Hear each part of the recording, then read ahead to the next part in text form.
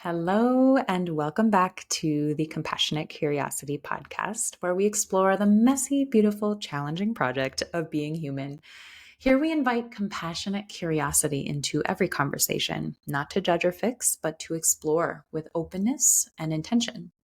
Here in this space, we dive into body image, food and movement patterns and behaviors, and the stories we tell ourselves about worth, acceptance, and identity. We share tips, tools, and reflections from lived experience to support and inspire your journey forward, guided by curiosity and grounded in compassion. I'm your host, Rachel from Tranquilo Paw Wellness, and I specialize in helping women reduce body dissatisfaction and insecurity, navigate body image struggles, and to go from self criticism to feeling comfortable, confident, and empowered in their skin. So, today we are going to be talking about perfectionism. That urge to get it all right, to be seen as competent, successful, together, flawless. Maybe you know that pressure. I know I definitely do.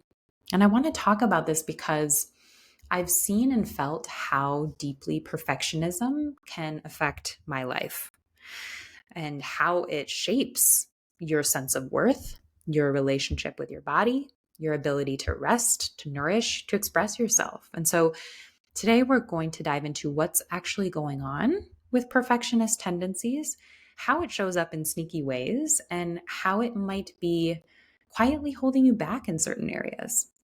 And again, while we explore all of this, just a reminder that in this space, we're not here to judge ourselves. We're not here to fix or replace these traits. We're here to bring deeper awareness to and understanding of our patterns, to get more curious about ourselves, and then to maybe start to soften the pressure that we put on ourselves. And so, as always, I'd love to invite you to join me in a moment of connecting with the present moment, connecting with presence. And so, if you are safe and able to, I'd invite you to find a comfortable position and just gently close your eyes. And let's start by taking a deep breath in through your nose and a long breath out through your nose. Again, a deep breath in, breathing in love and compassion, and breathing out judgment and stress. Another breath in and a long breath out. Bringing your attention to your face. Just noticing if you're holding any tension, maybe in your eyebrows or in your jaw, and just gently releasing that, just letting go, softening. And let's take one more deep breath in and a long breath out. And when you're ready, gently opening your eyes, coming back to this space. Thank you. So let's start by asking, what is perfectionism? I think it's often misunderstood. I think a lot of people think that it's simply about wanting to do things really well. And sure, it can start there. But underneath of that, perfectionism tends to carry something deeper, what Brené Brown describes as the belief that if I look perfect, act perfect, perform perfectly, I can avoid pain, blame, judgment, or shame. So that goes deeper than most of us realize, right? It's not just about striving. It's actually about protecting ourselves. And when we look at it this way, it's actually not a personality trait. It's a defense mechanism, a way that we try to stay safe. Maybe you grew up in an environment where mistakes weren't tolerated. Maybe praise only came when you performed well. And perfectionism often starts early, maybe in childhood or in relationships where love, attention, and acceptance felt like something you had to earn or that were conditional. And when praise only came when you performed well, or mistakes were met with criticism instead of compassion, it can send an incredibly powerful message that Being human, messy, flawed, inconsistent is risky. And it goes beyond just a personal level, right? These patterns get reinforced through systems, through the world around us. Like, for example, school systems that reward perfect grades, diet culture that praises control over hunger, social media that highlights only the polished moments, and productivity culture that glorifies the hustle. All of it quietly feeding the same message: do more, do better, and for the love of God, don't mess up. So let's look at some ways now that perfectionism tends to show up in life. The first that's really common is with all or nothing thinking. This is, if it's not perfect, it's a failure. And this might sound like, if I can't do a full workout, there's no point in moving at all. Or if I ate one bad thing today, so the whole day is ruined. Or if I don't stick perfectly to my plan, I've failed. Or if I can't do everything right in this project, I might as well not do it at all.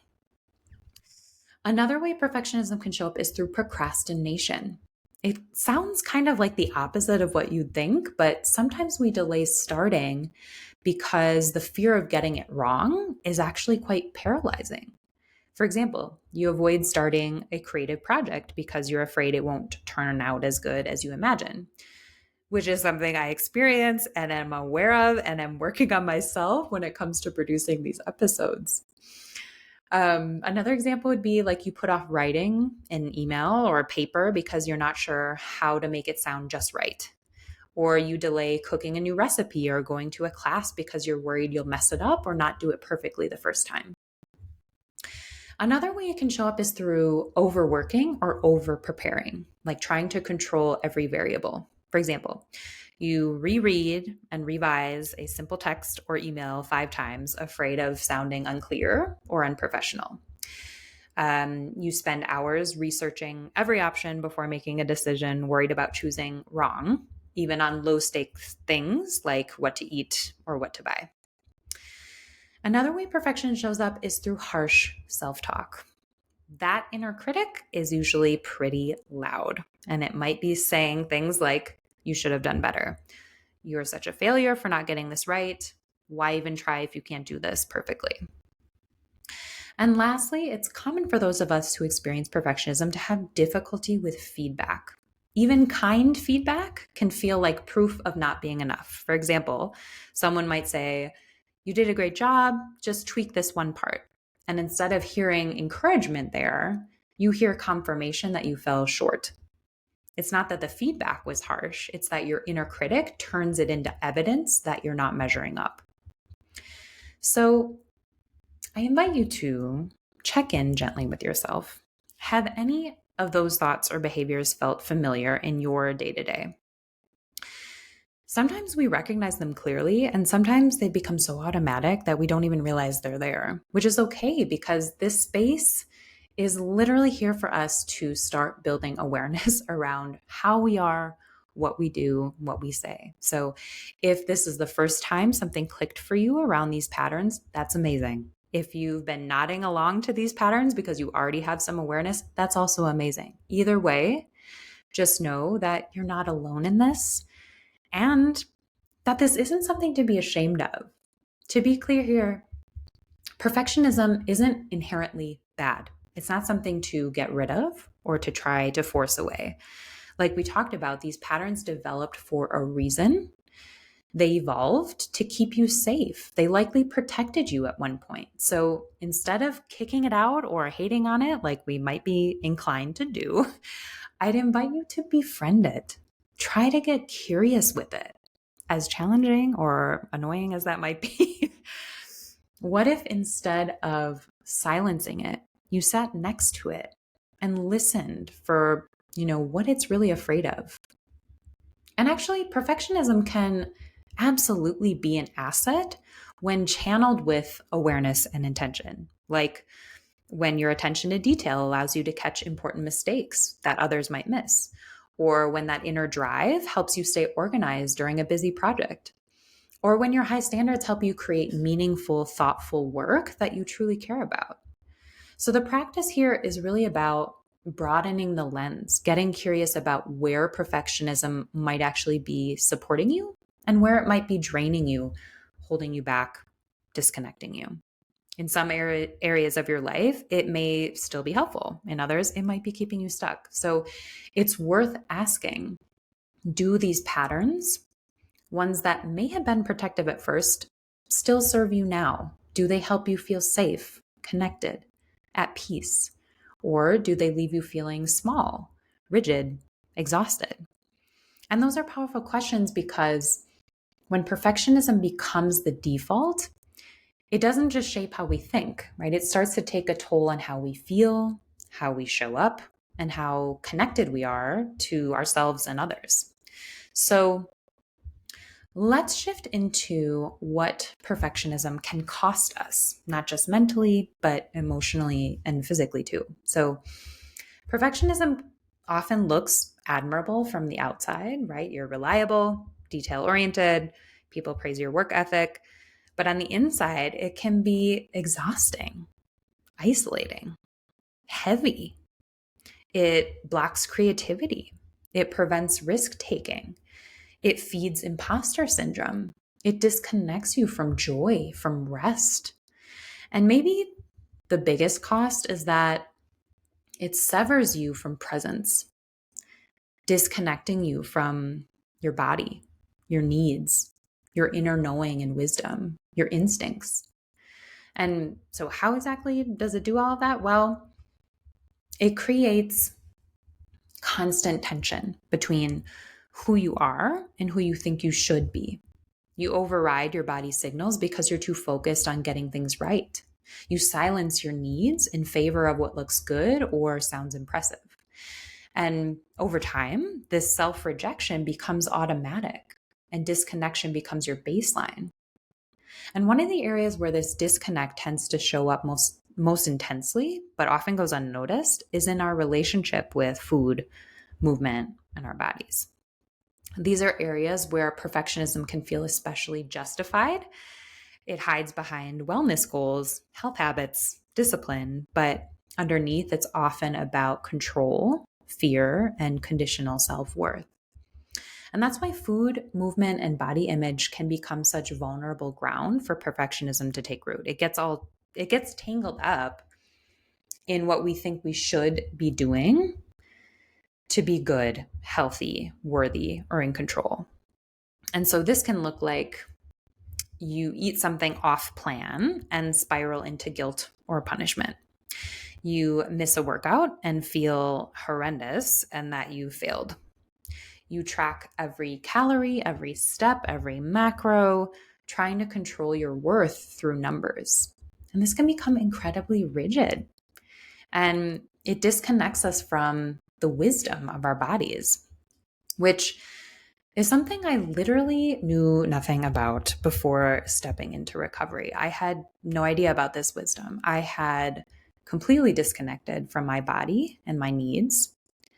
I had ignored hunger and fullness cues for so long. I didn't know actually that there were subtle hunger and fullness cues. My awareness was only around the extremes of those, like feeling absolutely ravenous and totally full. I had ignored rest cues from my body for so long. I had no idea that my body had things to tell me, that it knew exactly what I needed to eat or do, and that I could trust all of that. And I think that leads to a few truths. That we're not machines, we're humans, that food is not actually a moral issue and it doesn't need to be earned. Movement doesn't need to be punishment. And your body is not a project to perfect. And I know how hard it can be to take this in, especially if you've spent years believing the opposite and living that out. So I want to acknowledge that and send you some love. But this place is also where things can begin to shift. So I want to ask you, what if you let your relationship with food and movement be messy? What if you allowed flexibility instead of rigidity? What if you trusted your body's wisdom instead of defaulting to the rule book? What if being well had absolutely nothing to do with being perfect? Take a moment and give yourself permission to play with these questions. See what comes up when you let yourself sink into these what ifs. Let them be invitations to open yourself to a different way of seeing, a different way of being, one that could better support you and feel more aligned with the kind of life that you want, with the kind of relationship with your body you want, and with the inner peace that you've been looking for. And so, speaking of permission, I want to shift into how permission can be one antidote to perfectionism. So, what do I mean by that? Well, perfectionism feels like control, but as we've explored, it could really be seen as more of like a cage that we build around ourselves that seems polished and lovely from the outside, but that is totally suffocating on the inside. So when perfectionism tells you that you're only worthy when you perform flawlessly, permission, on the other hand, says you are worthy right here, right now, just as you are. Permission is what creates space to breathe, to listen inward, to show up messy, human, real. It allows for flexibility instead of rigidity, for progress instead of paralysis. And permission is how we start to loosen the grip of perfectionism and how we begin to choose something more sustainable, more compassionate, more true for ourselves. And so giving yourself permission can look like permission to not be productive, to wear what feels good on your body today, to start a project before you're ready, to choose rest when your body feels it, to eat the damn cookie because you want to slow down when the world says speed up, to set boundaries even if it makes someone uncomfortable, to not have it all figured out. And when you start practicing giving yourself permission and doing so from a space of compassion instead of perfectionism, something beautiful happens. You actually grow. New opportunities open up for yourself. You bring playfulness and light back into your life. You start to see more beauty and love because you're no longer paralyzed. You're allowed to be in process. And so at this point, you might be asking, okay, what do I actually do with all of this? Especially if I'm starting to see how perfectionism has been shaping the way I think, move, or relate to myself. Well, first, you don't rush to fix it. That's just perfectionism trying to sneak in the side door. Instead, you just start noticing when and where it shows up for you. Awareness is the foundation, like it proves to be for almost everything. So it's, being able to catch the voice of perfectionism when it shows up and doing so without judging yourself. And then gently asking yourself, is this actually supporting me, or is this coming from fear or pressure? And second, you practice giving yourself permission to be human, to get it wrong, right? And this is not about lowering your standards. It's about reclaiming your definition of success, health, worthiness, and what enough really looks like for you. And so as we wrap up here, I want to invite you to try a reflection, one that brings these ideas into your own lived experience. Think of one area in your life where you feel pressure to be perfect, where you feel like perfectionism is holding you back from peace, connection, or ease. And then ask yourself, what would it look like to let that go, even just a little? What would it mean to choose freedom over being flawless? And just see what comes up for you. See how that feels in your body, and just let it be. So I want to thank you so much for joining me today. I hope that this has been helpful. If this resonated, I would love to hear your reflections. What came up for you? What insights you gained? What might still be unclear or unsettling? All is welcome. You can send me a message directly, which I'll link in the show notes as to how to do that. And if you're wanting support in this journey, if you're like, all right, I am over feeling this constant pressure and exhausted from trying to meet unrealistic standards, you can connect with me so we can talk about how we can work together to support you in finding a rhythm with food, movement, and your body that feels more grounded and more sustainable for you, and to help you to reconnect to a version of your life and yourself that feels more aligned with who you really are. And so I'll also link in the notes how to connect with me for that. And as a wrap up reminder, you, my dear, don't need to be perfect. That literally doesn't exist. You just need to be you. That is enough. And that is beautiful. You are beautiful. And until next time, may you know that you are not alone. I am here with you. May you be guided by curiosity and grounded in compassion. Sending you love, light, and gratitude today and always.